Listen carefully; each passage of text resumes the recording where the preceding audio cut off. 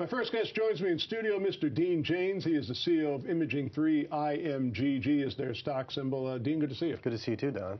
Well, Dean, I'm glad you're here this week. I mean, it's been a rather eventful week with your company. Stock was under a lot of pressure earlier in the week. You filed an 8K. I mean, let's be frank, on Wednesday you got hammered. Yeah, we got hammered. You got really hammered, big dip in price, a huge amount of volume.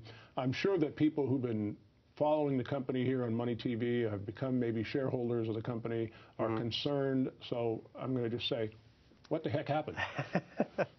Well, there's a lot of news that have been coming out, and I've had to wait for the majority of it to take place before I can even come on here or put any press out.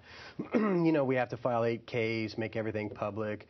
But, you know, there's been two large dilutive issuances that we've put out there with two of the recent institutional investing companies that we worked with. And one, we were in court fighting out this dilutive issuance, and we negotiated a better deal. That 8K was recently released in, I think, March, and then we just worked out the deal with the other institutional investor. So there's a huge overhang in stock out there for our company. So I think investors are reacting to that and seeing that huge overhang and really worried about it.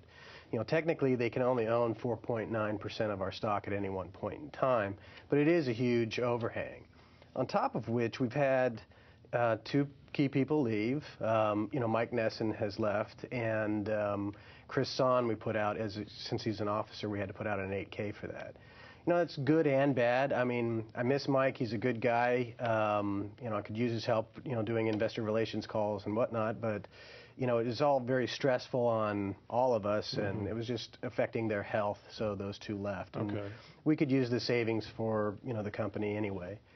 It's been a real gut check moment for me and the company and the direction that we're going to go.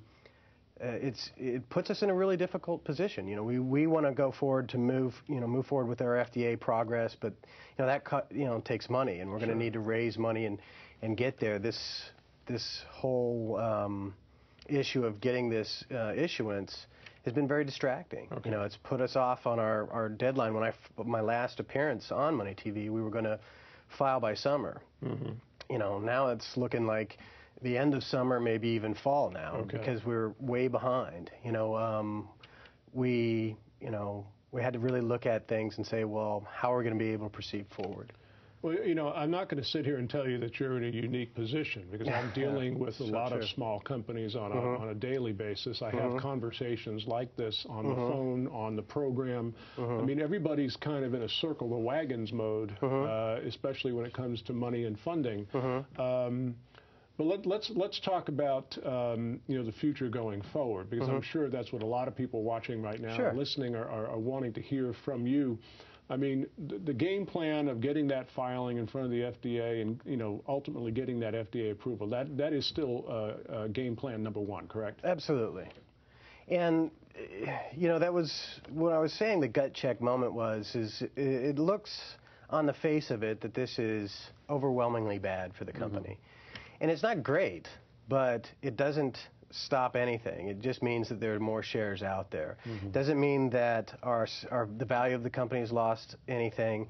It doesn't mean that we still aren't going to proceed with our goal of getting this thing out there.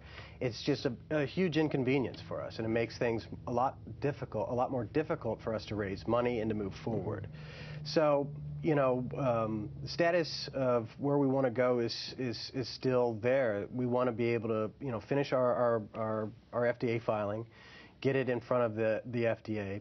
Now we have to keep the consultants paid, and they're very expensive, and move forward. And we want to try to do this as quickly as possible. So it's going to be an interesting, difficult time, but it is something that we're going to do.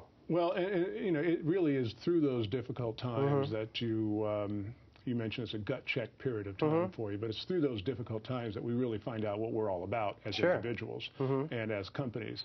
Now, through this process, as you mentioned, you're going to have to generate more incoming funding, because until you can get FDA approval, you can't sell machines, you can't create revenue from that standpoint. So the way the company is run is still through inbound investment dollars, whether it be from an institutional investor or a private investor and that type of thing. So from that standpoint, are you having conversations with either private or institutional investors, and can you tell us what their reactions are to things? I mean, are they still looking at the company from a positive standpoint? What can you tell us? Well, we're having conversations with both private and institutional investors, and nothing has been lost on the excitement of this technology and in the company. You know, there is some concern to some degree about, you know, this overhang that's out there, and you know, you can see how, you know, this dilutive issuance can affect the stock price. They could beat it up for a while. You know, it's really just riding out this process, riding out this dilutive issuance, and working with someone that gets it.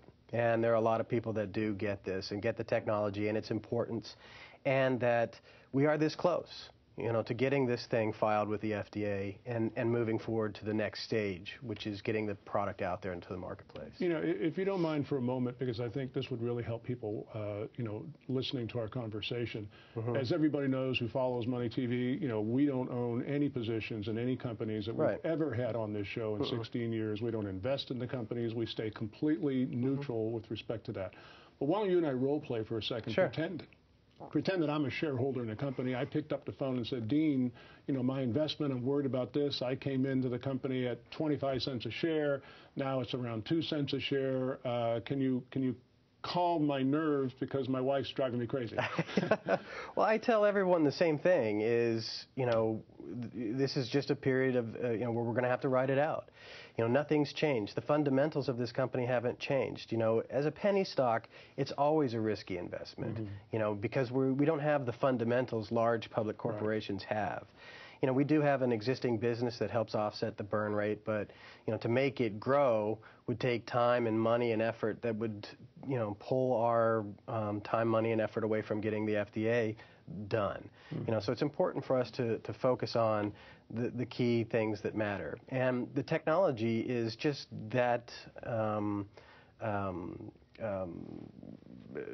big of an idea in the medical industry that it's going to have a huge impact in it. So nothing's really changed here other than that, you know, there's an inconvenient, you know, large issuance of shares to a large investor that may just throw it out there in the marketplace.